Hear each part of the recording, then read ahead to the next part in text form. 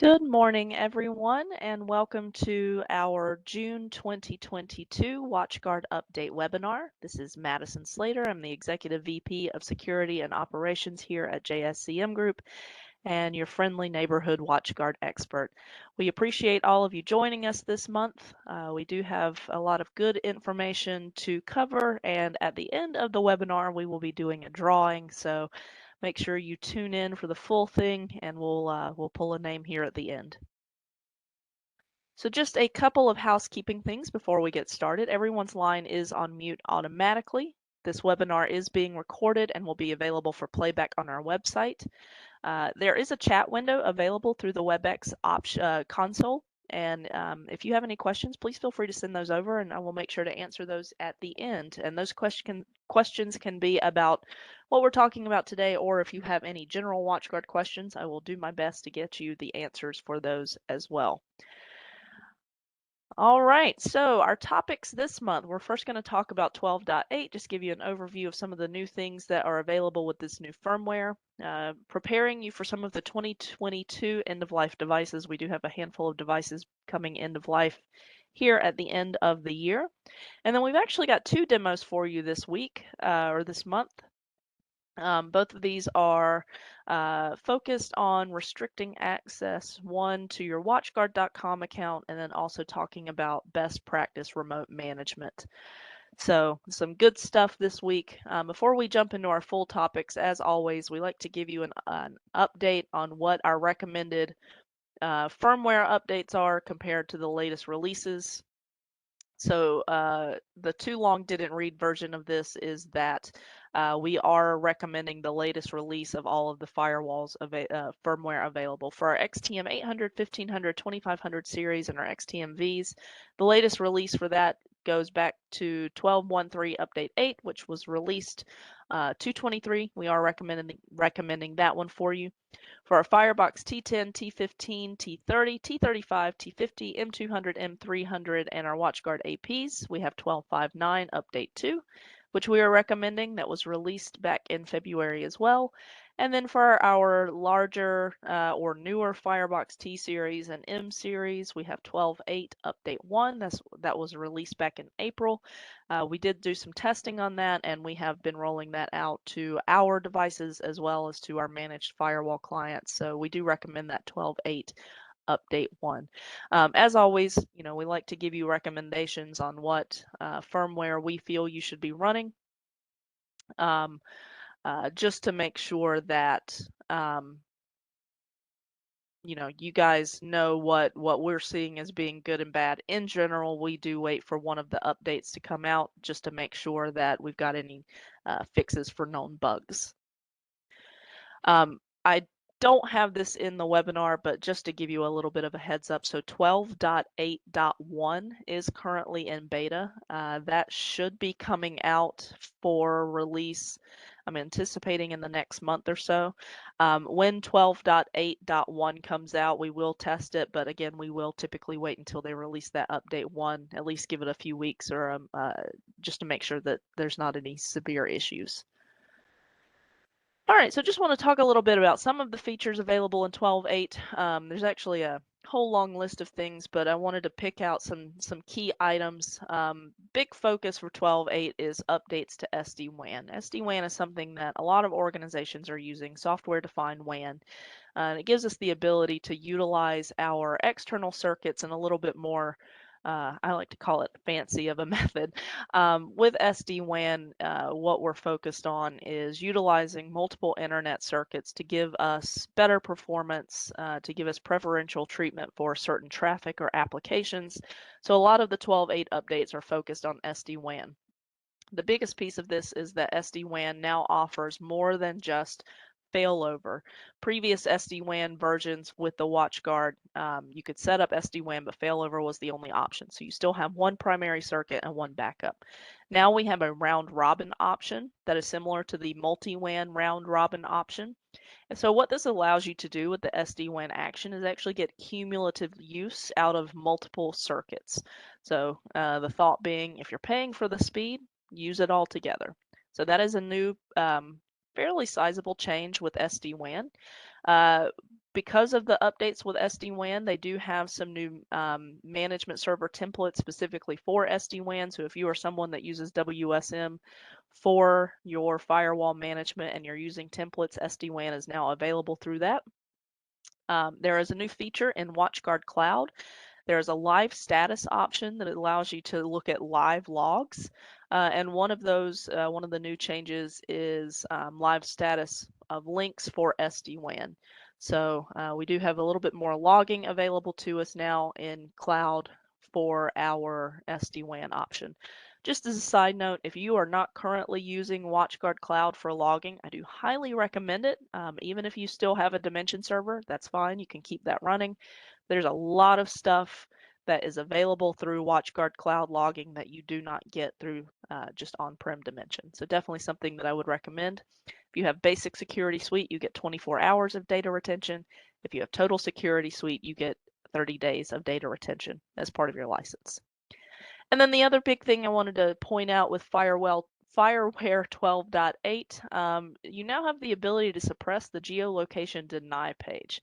Now, the reason they did this is, we don't always want to put it out there what we are blocking. So now with geolocation, you can actually suppress that page so that you can stop the person from getting to the website that's associated with the country while making sure that you're still blocking it. So there's plenty of other features available for 12.8. If you haven't read up on the firmware notes, I would recommend doing that just to see what's out there. But again, if you are not yet running 12.8 Update 1, we do recommend go ahead and get your firewall up to that if it is capable of that version. All right, a little end of life preparation. So somehow we are now halfway through 2022. I don't know about you guys, but for me, I still think it's maybe February, except I walked outside yesterday and it was over 100 degrees here in Charlotte. So not necessarily February weather, but all that is to say, the year seems to be slipping quickly by me. I'm sure it is for a lot of you as well. So we are looking down the barrel of the end of the year coming up on us before we know it. So I do want to make sure you are prepared. There are several boxes that are going end of life at the end of this year. What that means is that you will no longer be able to purchase renewals for those devices. Now, we've seen a lot of our clients that are in the boat of running these devices. So just be aware if you are coming up for renewal, and especially if you are renewing through us, if you are running one of these older versions, then we will be letting you know that it will be time to trade up. So our end of life preparation for this year, we do have several of the Firebox T series, first generation. So that's our T10, T10W, T30, and T30W, all going end of life December 31st of this year. Migration paths, there's a couple, the T20 and T20W and T40 and T40W. So a couple of options there, just depending on the size of the box that you were previously running. We also have our Firebox M first generation. So that's our Firebox M200, 300, 400, and 500. Now these were very popular boxes. We've had a lot of clients over the last couple of months that have been working on trading these up.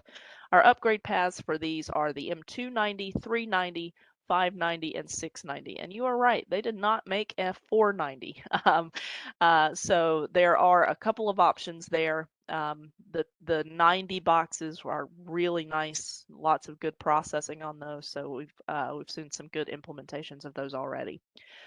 Our Firebox T50 and T50W will also be end of life at the end of this year. Again, depending on sizing of your organization, you've got a couple of options here. You have the T40, T40W, or the T80. Just for your knowledge, the T80 is actually a tabletop size rack mounted device. So basically it has the processing of one of our smaller rack mounted, like the M290s. I think they're fairly comparable there, but it is a tabletop unit. So we actually deploy quite a few T80s. So you get a smaller form factor box with nice kick of processing. And then from an AP standpoint, our Watchguard AP322 is coming end of life December 1st. the migration path for that is our AP430CR, which we talked about in our last webinar. So again, if you are an organization that happens to be running any of these products that are listed as going end of life at the end of this year, it's not a bad idea to go ahead and start planning that. I know especially here, we have a lot of organizations that are getting ready, that we work with, that are getting ready to start their new fiscal year. So might be a good thing to jump on that July 1st date to go ahead and try to get that equipment replaced. Again, all these new boxes, some of them have been in production, have been out for a year or so. Some of them are relatively new, but good hardware all across. All right. Now, our demo, securing your watchguard.com account. So this is a relatively easy and I guess smaller demo with what we do, but it is something that I think is very important. When you log into your watchguard.com account, we see a couple of different things, but one of the big things we see is that an organization will have one login for everyone on their team. Now, if you're like me, you trust your coworkers, so you might think of that as going, not a big deal, but that becomes a little bit difficult for you to try and enforce MFA. So there's two pieces of securing your watchguard.com account. The first is that everyone on your team who is accessing your WatchGuard account should have a separate login. It's very easy to set it up. I'm going to show you how to do that. And then you need to be instructing them to make sure they've got MFA enabled. So let's hop over to my WatchGuard website. So when you log into your WatchGuard portal, you would need to be logged in as the primary account on this or with an account that has these permissions. So if you go under My WatchGuard, Manage Users,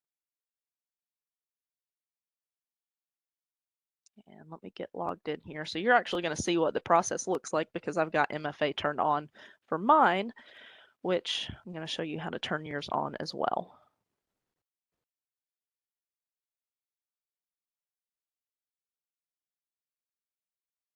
Okay. I was logged in before, which is why it didn't prompt me for MFA. All right, so when you go under Manage Users, this is where you can manage all of your user accounts. So if you only have one account for your organization, the first thing that you're going to want to do is create an account for everyone in your organization that might need to log into the WatchGuard website.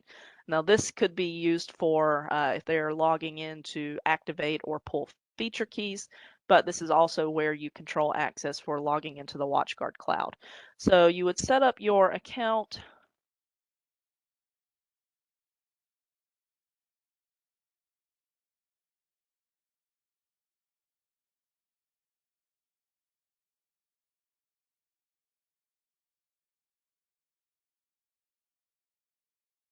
And then you get to, let's try that again.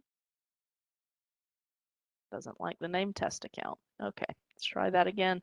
Then it's going to give you the ability to set what the permissions for that account are. And really, you've got two options. You can set their user management, so basically what I just had the ability to do, go in and edit accounts, or WatchGuard Cloud itself, and then we've got a couple of options there. If we click on the little I, it will tell us what those different roles are. So that's the first thing you're going to want to do is set up everyone in your organization that needs to log into watchguard.com with their own account. You should not be using a shared account across any platform, but specifically today we're talking about WatchGuard.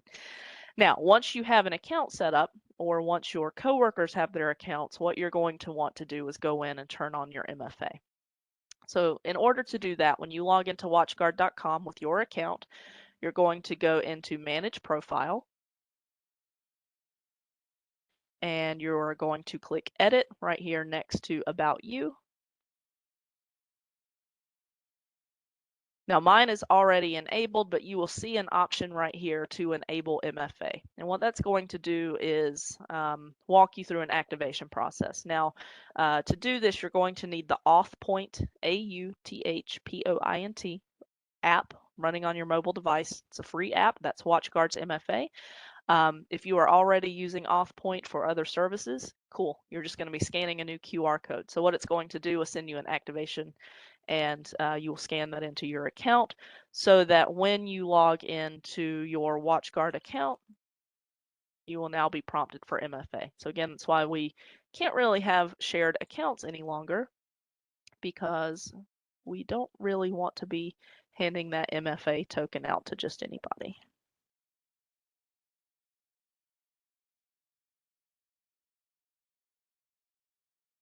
See if I can type my password right today. This is what password managers are for.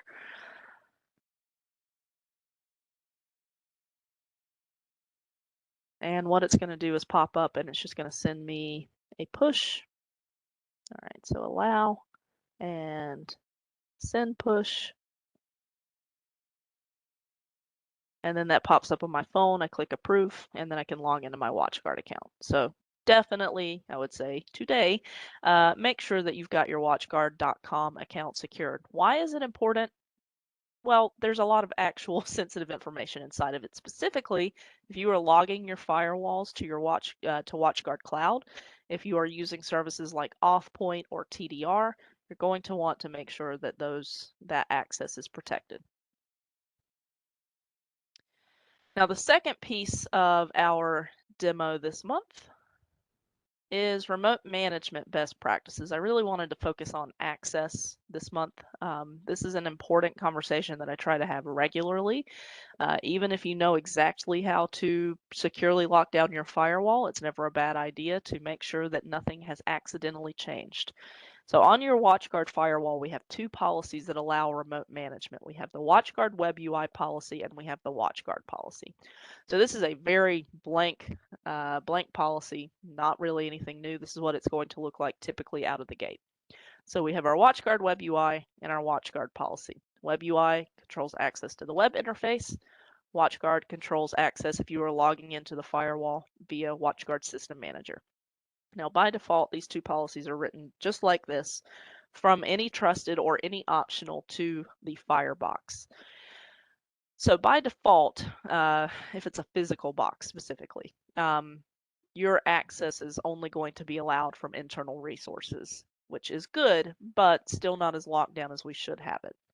One of the things that you need to take into consideration is when we talk about what any trusted and any optional are typically used for. Specifically, what I focus on here is any optional, because optional networks are usually indicating a mixed trust or guest network of some variety. So something like that. Now, where we want to try to focus this is to only allow access to our firewall management from trusted resources. So one of the things that I will do regardless is I'm going to take these two policies, and it's always going to prompt you, are you sure you want to edit, because they are automatically generated, and I remove any optional on any firewall that I see it on. Why? Because optional networks should not be trusted. They're typically not a means to get into the firewall. Now, what this would do is set it up so that my trusted network, which is typically my LAN, anyone on that network they're the only ones that can get to my firewall. I've locked it down a little bit more, but that's still way too open. This could be me, but this could also be anyone else in my organization that gets curious and they start poking around. And especially for our web interface, we we don't have to have a program running. We just have to have port 8080 accessible through a web interface. So what we typically want to do is take these policies and then further restrict them. Now, there are a couple of ways that you can do this. We want to start with an IP. So let's say that my computer, I've got a DHCP reservation. I know that my IP is a particular address.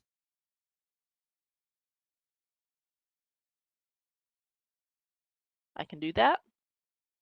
If you don't want to get into the IP world, this is where we would look at things like single sign-on using our Active Directory accounts. What you really want to focus on here, regardless of which method, whether it's IP-based or whether it is user-based, is locking it down to just the individuals or machines that actually need that access. The other side of proper remote management has to do with external management. So you might be in a situation where you have remote sites, remote locations. So maybe you work at the primary office, but you have a handful of remote locations that you need to manage. Now, a lot of times what we're doing is we're managing those across a branch office VPN. So you are logging into the firewall by its internal IP address. However, if that branch office VPN goes down, you would then lose access to manage that firewall. So what we typically recommend is if you are in that situation, take your main site's external IP address and put it into the from field of these management policies. So as an example, let's say that this is a remote site. My main site's IP, I'm going to take and put it into that policy. So now from my main location, I can remotely manage it. If you want to get really fancy, or if you honestly just want to make it a little bit easier on yourself, maybe you have a handful of external IP addresses. We do. We've got a couple of circuits here. So what I did is I went into my GoDaddy and I created an FQDN, access.jscmgroup.com, that has all of our external IPs listed into it. So now when I need to set up remote management into a firewall, I simply do it by the FQDN.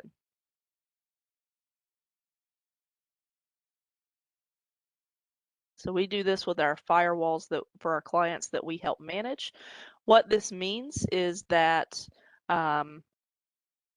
when or if my external circuit here changes, I don't have to go back through and touch every single one of those firewalls. I just update my DNS record. So just an easy way for you to take remote management a little bit further. What you absolutely never, ever, ever, ever should have, and what they've gotten good about with newer firmware and prompting you or reminding you, you should never have any external, because that means anyone outside of that network can access that firewall, and you absolutely should never have any, because that means absolutely anyone. So you want to make sure that you have that locked down. We oftentimes just focus on the external side, but you really should be focusing on the internal side as well, because threats can happen from inside the network just as easily as from outside.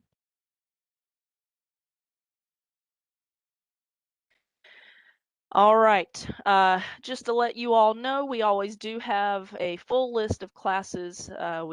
With our Watchguard training, we have a Nashville class next week that is virtual. Our next in-person class will be here in Charlotte, July 12th through 15th. If you are looking to do some in-person training, Charlotte's actually a really cool city, if I do say so myself. We've got a lot of cool things to do here. We've got a very, very nice minor league baseball team.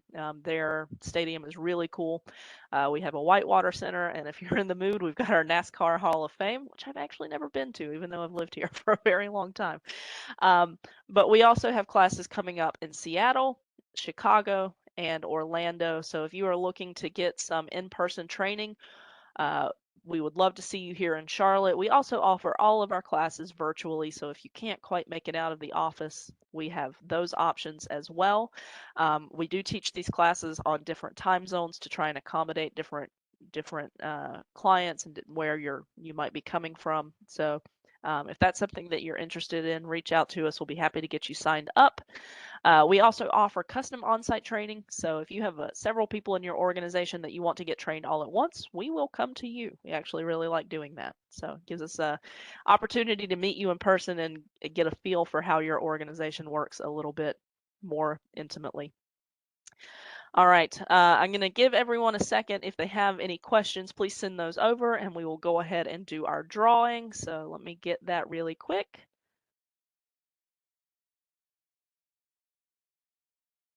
All right, and our lucky winner this month is Damian Foster. So Damian, we will be in touch with you to get you your let's see, Felton, I believe it's a backpack this month. Is that correct?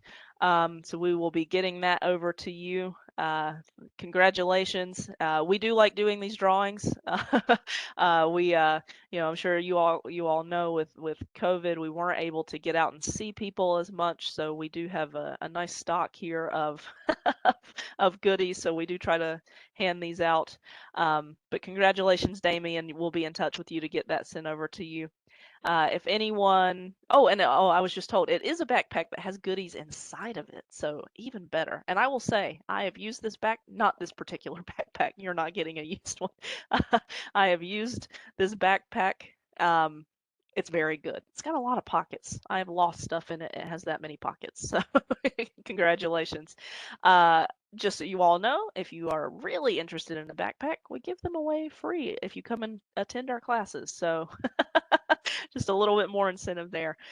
All right. I did have a question. What if you were trying to manage a firewall over manager, but the site does not have a static IP? Ooh, that is a good question. So honestly, what I do in those situations, I rely a lot on the management server. So when you add a device into the management server that has a DHCP address, the management server itself will take care of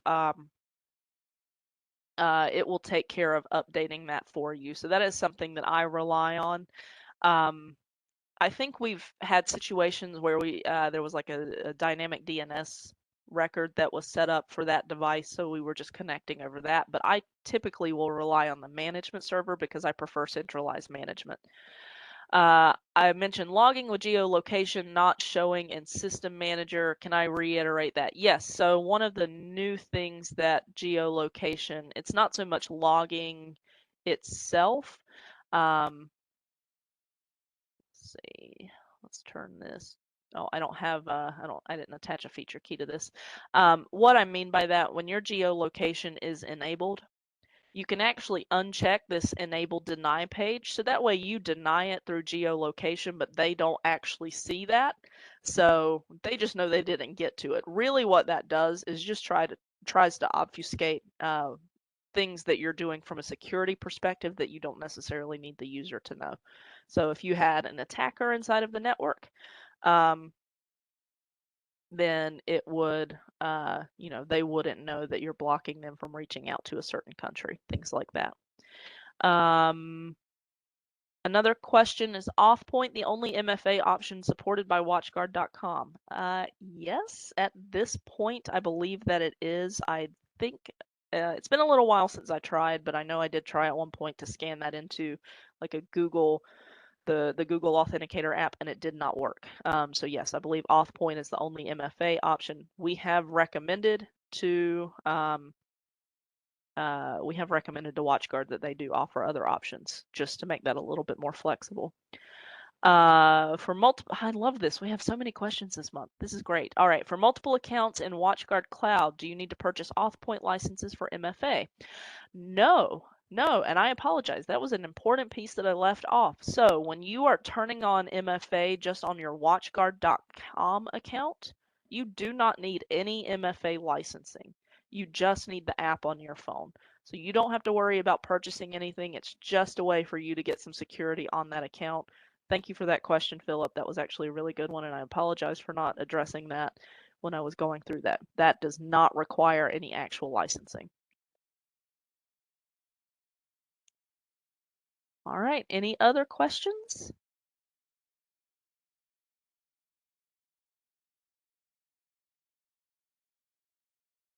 All right, as always, if you have any follow-up questions, please feel free to reach out to me or your account manager here at JSCM.